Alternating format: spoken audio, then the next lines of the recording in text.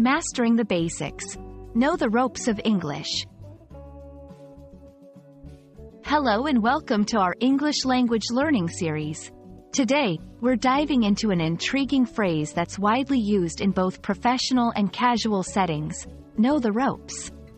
Understanding idiomatic expressions like this one is key to becoming fluent in English, as they enrich your conversational skills and help you navigate various social contexts. So, let's get started and unravel the meaning and use of know the ropes together. The phrase, know the ropes, has a nautical origin, dating back to the days when sailing ships were the primary mode of transportation. Sailors needed to understand how to handle the ropes to control the sails of the ship effectively. Today, the expression has taken on a figurative meaning, implying that someone is well-versed or experienced in the workings of a particular field or activity. When you know the ropes, you're familiar with all the details and procedures needed to do something successfully.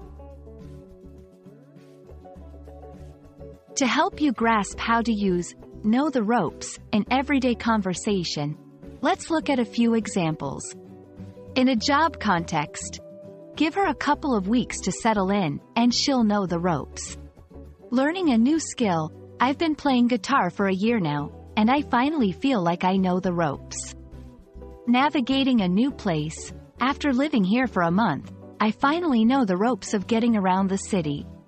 These examples showcase how the phrase can be applied in various scenarios, emphasizing a person's competence or familiarity with a specific area. Understanding idiomatic expressions such as know the ropes plays a crucial role in language learning.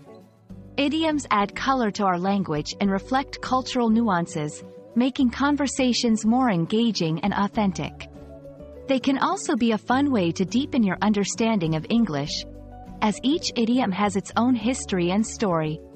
Embracing idioms will not only improve your fluency but also your ability to understand native speakers in real-life contexts.